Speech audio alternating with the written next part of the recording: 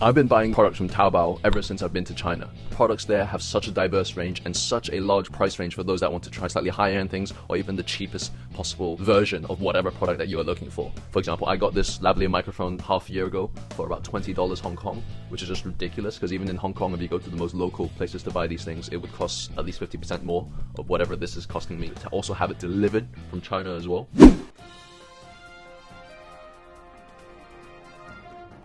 So, Buff, got a question.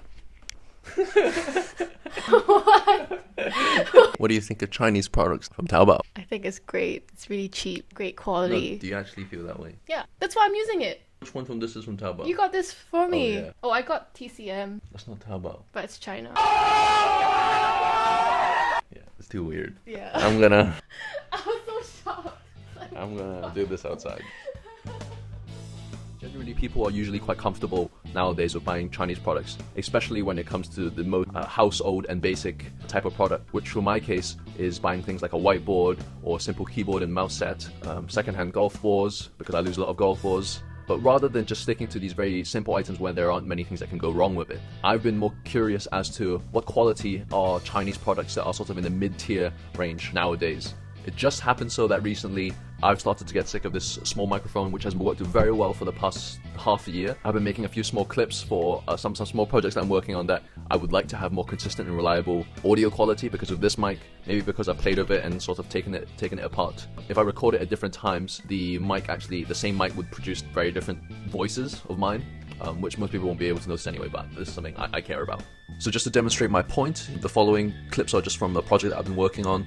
They've been filmed using the exact same mic, just at different times of the day, or maybe a few days apart. The defect using sharp tools such as an arthroscopic oar or a K-wire. Now we will move on to part 2 of the video, introducing problems with the too shallow due to the deviated path of the oar. But it should be quite obvious, at least to me, that my voice sounds quite different in those different clips. And for something that is meant to be a bit more professional, I think it calls for a small upgrade to make it a bit more consistent. At first, I looked at the classic big USB mics that came from global brands like Snowball or Shure.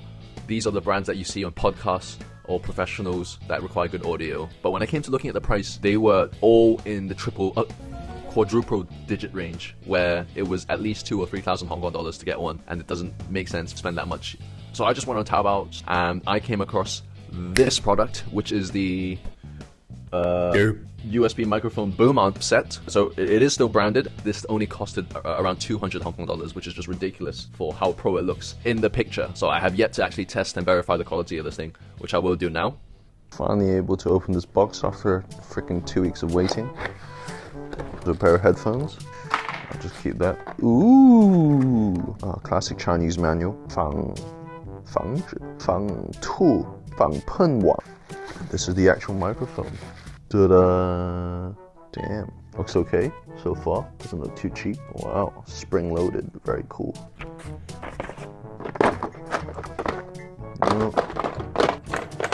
Oh, there we go. No, I think. No. Oh, annoying. It's because he's got.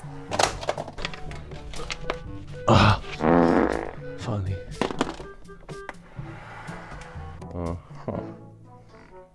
Must be this one. Ooh. Right.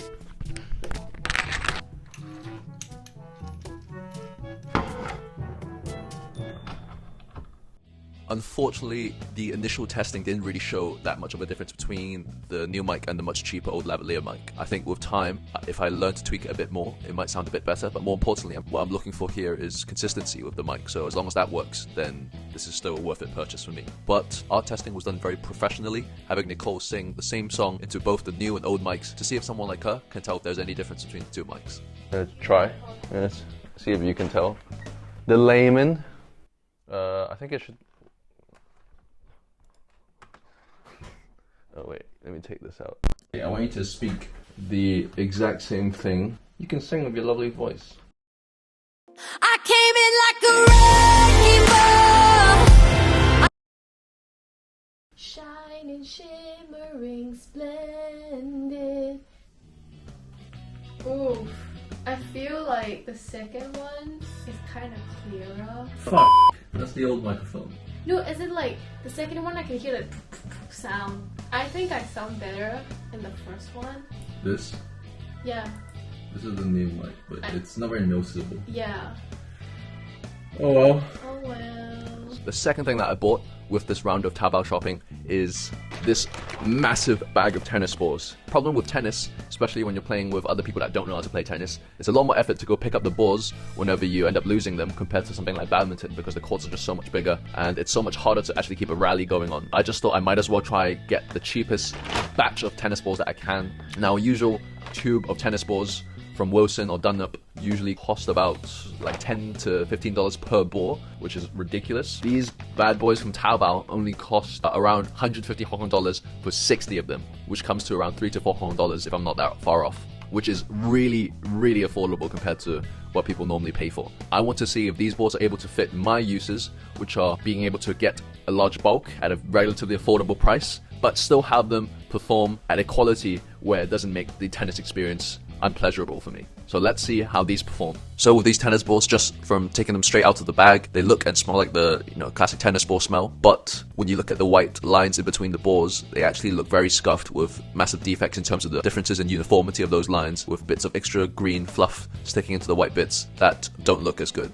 As for performance though, I would say they generally perform around the same as normal balls, but normal balls that are 10-15 years old, which are usually the ones that I use anyway. They play alright, just for amateurs like me, so I don't have to go around picking up a lot of balls. And then occasionally they do have the very odd bounce, when they suddenly lose a lot of their momentum after the first bounce. And that's when you see me and my friends having to run up to catch the ball, because we would expect a normal ball to maintain its momentum and follow its normal trajectory, which sometimes it doesn't, but what can you do? Despite these products not being amazing, I would definitely not say that they were below my expectations, given how much cheaper they are compared to what one would normally have to pay for these items. I think it's very worth it, especially for the average user like me who's not very good at making videos, not very good at tennis, but just enjoys doing it. It is a very affordable apparatus to buy and to mess around with, and I generally think that this is overlooked when people think about Chinese products. They just think of it as being cheap and low quality, but really there is a huge market of people who would love to be able to buy new toys every once in a while, but just don't want to spend the same amount as a professional on these things because they just wouldn't make the most use of it. Anyway, that's about it for this video. Thank you for watching, and I'll see you next week. Woo! Come on! Come on!